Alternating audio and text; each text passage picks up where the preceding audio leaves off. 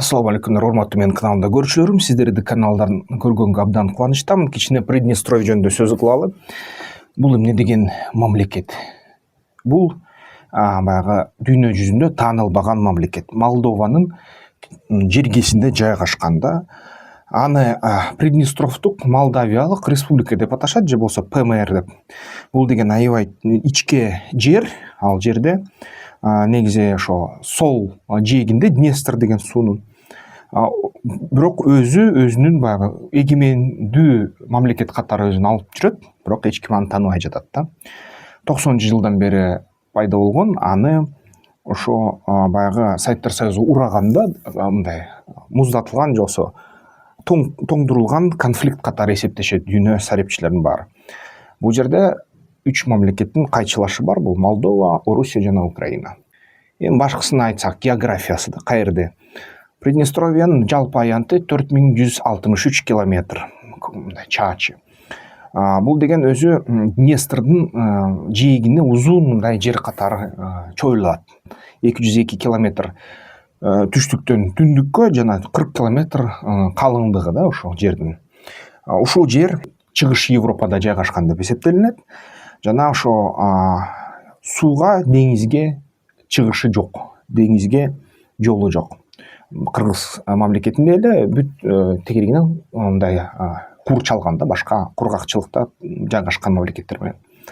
Молдова менен ошо батыш тарабынан чектешет, чыгыш тараптан Украина менен чектешет. Негизи жергесинин бети бул деген дөңгүл, аңгыл дөңгүл мындай жер.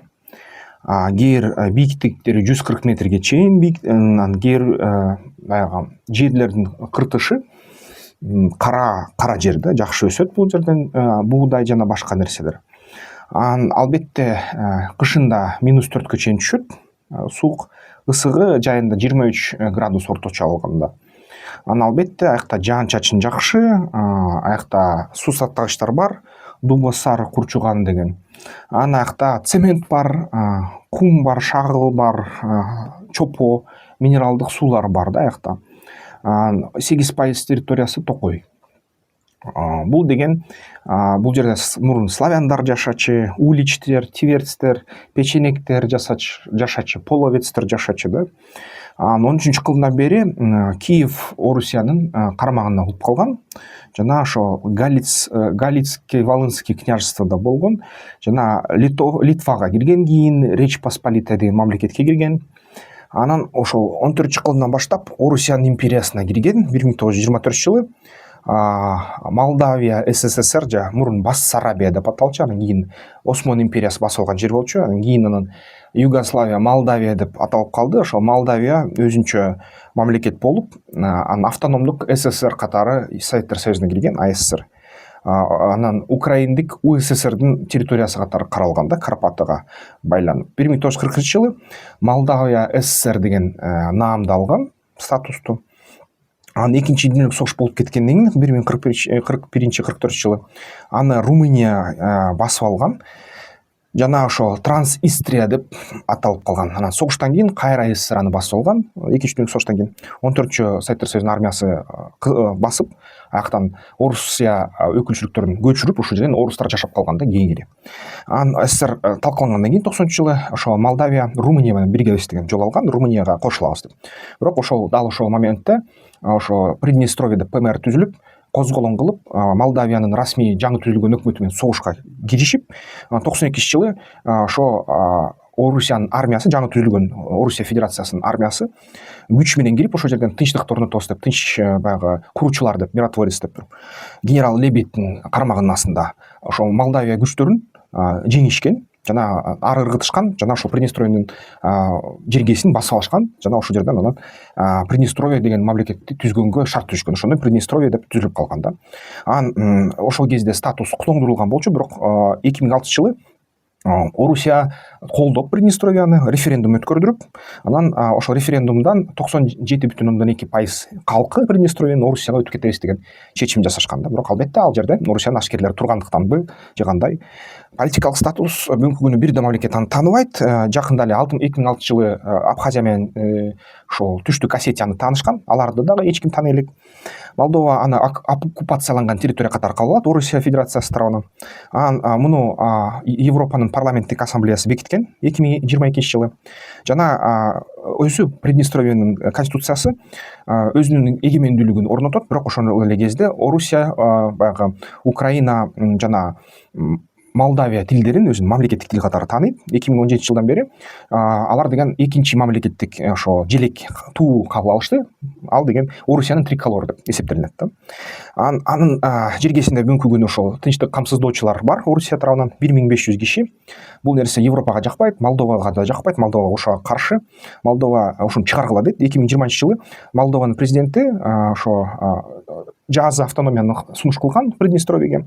Бирок ошол жазы автономия менен ичиндеги баягы Орусиянын куралдуу күчтөрүнүн чыгып кетүүсүн талап кылган да. Бирок ошо сүйлөшүүлөр жыйынтыкка жеткен жок. 2025 жылы Орусия Федерациясынын баягы Совфетте, Совет Федерации деп коет. Бул Федерация кеңешинде булар депутаттар айтышты, Молдова тарабынан мындай куралдуу сокку күтүлүүдө, ошон үчүн ошол жерде бизден коргоп, анын Орусиянын территориясына кошушубуз керек деген чечимдер чыкты. Жакында эле. Албетте анын калкы жарым миллион киши, 475.665 киши. Бул 24 жылдын маалыматы менен. 357 Молдавиянын жарандыгында, паспорттор Молдавиянын, калганы Орусиянын жарандыгында жана ошол ПМРдин жарандыгында. Негизи ар бир километрде 114 киши батат, мындай жыштыгын карасак. Эгерде ушул улуттун карасак, молдавандар 33% дейт, 34%га жакын, украинтер 28%, орустар 28%, болгарлар 2%, жөөттөр 2%, гагауздар 0,7% жана башка калктар ар кандай майда 4%. Баш калаасы Тирасполь, 100.000 кишидей жашайт. Тираспольда эң чоң маселелери аякта бала төрөлбөйт, мындай калк өспөй жатат акыркы күндөрү. Аяктан жаштар өнүккөн Европа мамлекеттерине кетип калып атат. Аякта орто жаштар, улгайган адамдар калып атат ошол Транснистрияда. Жумушсуздук 5-6% 2017 жылдын маалыматы боюнча. Азыр дагы аябай чоң маселелер да ошол жерде Приднестровьедо. Экономикасы толугу менен ошол өндүрүшкө багытталган болчу сайттар сөз кезинде 40% Молдованын ички дүң продукциясын ошо Приднестровье жасачы. Бирок бөлүнүп кеткенден кийин албетте Молдованын экономикасына таасир этпей калган. Аякта Молдав металлургиялык завод бар, Молдав ГРЭС бар, электроэнергия чыгарган, текстиль бар, Тиротекс деген. Тамак чыгарган компаниялар бар, Квинт Шериф деген сайттар сөзүнөн бери. Ички дүң продукциясы 2023 жылы $1 миллиард эле болду. Киши башына 2584. Биздикиндей, мисалы киши башына алган кирешелери. Алардын валютасы Приднестровиялык рубль. Орусияныкына окшош. Экспорт металл, текстиль, энергия 40% евро биримдикке жиберишет, реэкспорт кылып Молдовага 14%, 37%. Ал эми баягы ЕАЭПке, Евразиялык экономикалык биримдикке 14% жиберишет да. Анын чоң маселелери бул деген, аны эч ким тааныбайт мамлекет катары, бир да жерде паспорт эч жерден кабыл алынбайт да. Карыздар аябай көп Газпромдун астында, жана ошо Молдовага иммиграция көчүп атат, Молдовага качып атат жаштар. Анан 25 жылы энергетикалык кризис болот, 1 январдан баштап 25 жылда Газпром Молдова карызсыңар деп газ жибербей калды да. Анан газ жок. Бүт баягы өндүрүштүк ишканалар токтоп калды Приднестровьедо. Митингдер болуп аткан, митингдер Кишиневко кайрылышты. Молдованын президентине Майя Санду аякта жеңген, билесиңер баягы ушу шайлоодон. Майя Санду болсо, силерде Орусияга угуп атасыңар, Орусия силер маселелерди чечсин дейт. Орусия болсо алар маселесин чечкиси жок. Ошо парламенти Приднестровьеники өтө өзгөчө кырдаал жарыялады, жана ошол 31 августка чейин кырдаал сакталып келаткан. Анан коммуналдык тарифтер өскөн аябай катуу. Анан Орусияда ошол аябай карап атышат, ушу Приднестровьени алсак эмне кылсак деп, өзүбүзгө кошсокпу деп. Парад өткөзүштү, провокациялар болду. Молдова тарабы, Приднестровье башчылары айтып атат, Молдова бизге баягы атуулар жасатат, Молдова айтып атат, бизге Приднестровье атуулар жасатат деп. Провокация болуп, ошол жерден баягы согушка жакындап баратат. Украина менен болуп аткан согушта, мисалы үчүн Зеленский сунуш кылды. Зеленскийдин баягы кол астындагы көп генералдар сунуш кылып атат. Эгерде Молдова суранса дейт бизден, биз ошол ПМР маселесин чечип беребиз 1 суткада дейт. 1 суткада чечип беребиз дейт. Албетте ар кандай ушактар жүрүп атат азыр. Ошо Орусия Приднестровияны кошобуз дейт Орусия Федерациясына. Массалык маалымат каражаттарда улам жаңылыктар чыгып атат. Бирок расмий түрдө баягы буудан же кайсы Совфеттен тышкары Орусияда эч кандай андай жарыя чыккан жок да, Приднестровияны азыр эле кошо алабыз дейт. албетте ошо Евгений Шевчук мурунку Приднестровьенин президенти 2016 жылы ошо айтып аткан Орусияга кошулабыз деп, ПМР Орусияга кошулат деп. Анан кийин айтышкан да Украинаны Орусия басып алса, ошо чыгыш Европаны ПМРге чейин жетсе, ПМР автоматтык түрдө Орусияга кошулуп кетет деп. Анан ошо нерсе азыркы кезге чейин уланып атат. Орусиянын базасы баягы 1500 киши ошол жерде Приднестровьедо турат. Кээ бир учурда ошо алар чалгындоо жасап атат деп айыпталып атат Украина тарабынан. Анан албетте ошо бүт тейлектеги мамлекеттер Молдова дагы ошо ПМРге аябай катуу басым жасап атышат, кысым жасап атышат. Ошо кысым уланып атат. Же силер ошо эгемендүүлүктөн баш тартып, мурункудай биздин Молдованын территориясын бизге кайтаргыла дейт. Же экономикалык кыйынчылыктарды тарта бергиле деп ушинтип блокадага алышты да ПМРди бүгүнкү күнү. Ошо Лебедтин ролу да ПМРда жасаганда. Лебед деген ошо бир кезде Тажикстанда согушту токтоткон 201-дивизиянын күчтөрү менен. Дал ушундай эле Приднестровьедо 92-жылы ушул киши баягы согушту токтоткон дейт. Армияны алып алып Орусияныкын Украина территориясы аркылуу өтүп, жана ошо Приднестровьеге кирип, курал берип Приднестровье партизандарга 1000 киши өлгөн ушундай кичинекей согушту токтоткон адам деп эсептелинет. Аны заматта ошо Приднестровьенин лидери катары шайлашкан. Аны дагы ошол баягы жогорку кеңеш, Приднестровьенин жогорку кеңешинин депутаты жана башчысы катары шайлашкан. Жана ал деген кийин Орусия Федерациясына келип, Госдумага баллотироваться этип, Путинге альтернативдик кандидат катары койгон өзүнүн кандидатурасын. Анан бир кызыктуу ийгимдичекти мындай толук ачылбаган себептер менен анын отурган вертолету түшүп, ал каза болгон да ошо так шайлоолордун астында. Ошо президенттикке, Орусиянын президенттикке койгондон кийин. Серепчилер айтып атат, аны азыркы ошол бийликтер жок кылган деп айтып жатышат, конкурент катары. Анан ушундай адам болгон да, аны албетте аябай баатыр деп Орусияда көтөрүшөт, анын туусу. Жана ошол ушундай киши президент болсо кандай сонун болмок деп айтышат да, Лебедти. Бирок мен жеке оюм боюнча элестеткиле, ушундай мисалы үчүн казачество деген бар Казакстанда. Алар деген ошо мисалы үчүн Оренборду же Оренбургту башкарып келишет. Анан ошол өтүп Щучинск Боровойду мисалы үчүн Орусияга коштуруп салабыз деп атышат да Казакстанда. Казаческий республика курабыз деген сөздөр болуп атат да, сепараттык. Дал ошондой эле бир кездерде ошо биздин чаттарда баягы 2022-жылы массалык түрдө орусиялыктар келгенде Кыргызстанга биз кучакты жазып тосуп алдык, келгиле деп. Бирок алар баягы мобилизациядан качкан, бирок алар айтып атышат да, ошо биз деген акырындап ушу Токмок тараптан, Кант тараптан жерлерди алалы, жана ошо орусиялык айылдарды түзөлү, жана өзүбүздүн кичинекей республикабызды жарыялайбыз деген сөздөрдү телеграм чаттар жаза баштады. Мен кызыкканыга ошол телеграм чаттарга кирип алып окуп аткам да алардын перепискаларын. Ушундай нерселер болду. Анан ал тынчып калды, билбейм, биздин УКМК атайын иш-чараларды колдонду же өзүлөрү эсине келдиби, билбейм.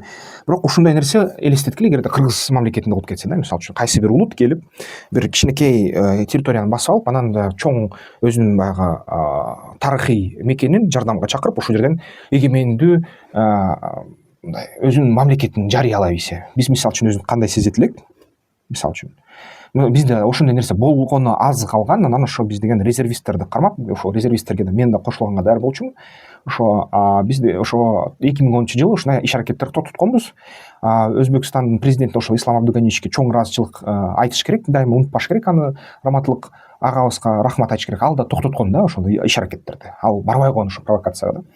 Ушундай нерсени мисалы үчүн кандай деп ойлойсуздар да, биздин мамлекетте бирөө өзүнүн мамлекетин түзүп алса. Бирок дал ошондой кейпини Молдова кийди. Аякта Майя Санду, мурунку прокурор, коррупционерлердин баарын кыйнаган президент болду. Эми ага албетте оппозиция төлөнүп, Грузиядагыдай аябай ички толкуулар болуп атат. Жана жакында ошо кайра шайлоо болот Молдовада.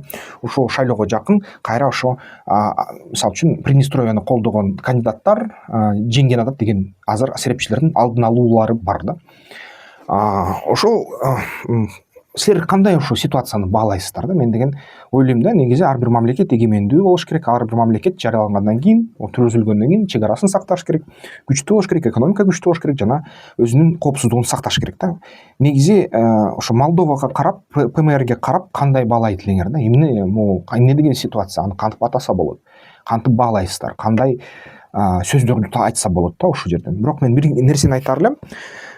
Биз ушунун баарын көрүп, изилдеп, сабак катары кабыл алып, биздин мамлекеттүүлүгүбүздү сакташ үчүн бүт аракетибизди аябашыбыз керек. Эң биринчиден экономиканы көтөрүш керек.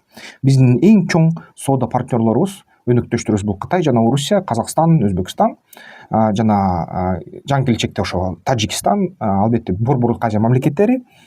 биз баары менен бирдей жакшы карым катнашта болушубуз керек, сый болушубуз керек жана сооданы күчөтүп күчтүү экономиканы түзүп күчтүү армияны түзүп суу ресурстарыбызды да сакташыбыз керек. Анткени бизде Тажикстан экөөбүз эки мамлекет, бул суунун башындагы мамлекеттер. Ошон үчүн кийин ушул маселе аябай чоң мындай суроолорду жаратат да, коопсуздук суроолорду. Ошон үчүн буга дайынданыш керек, бирок баары менен сыйда болушубуз керек да. Эң көп биздин экономикалык өнөктөштүк акчалар Орусиядан келет. Бирок бул ситуацияны эске алып, сабак катары түшүнүп коюшубуз керек. Кичине эле ушундай кыймылдоо болсо биздин өлкөдө, аны тиешелүү биздин мамлекеттик уюмдар токтотуш керек да. Ошондой деп ойлойм өзүм.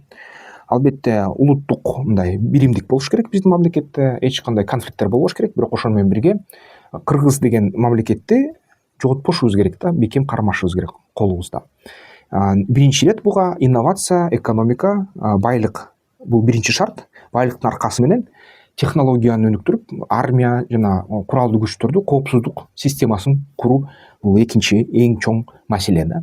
Ушул эки маселени канчалык ийгилик чечип турсак жыл сайын, ошончолук биздин мамлекет түбөлүк болот. Ошондой туугандар, Кыргыз мамлекетинин эгемендүүлүгү түбөлүк болсун. Ошо жакында кыргыз тил майрамы өттү. Ошо майрам менен куттуктайм.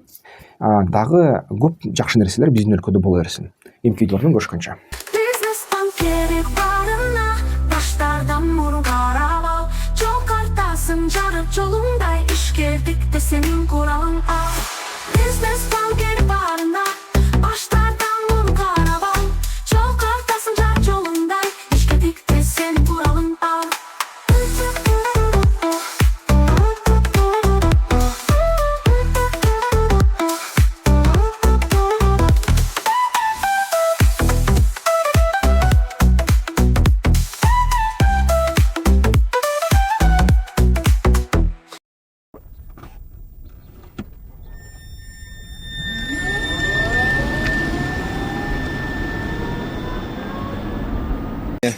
Вот туда. О, от души. Красота, блин. Охренительно видно.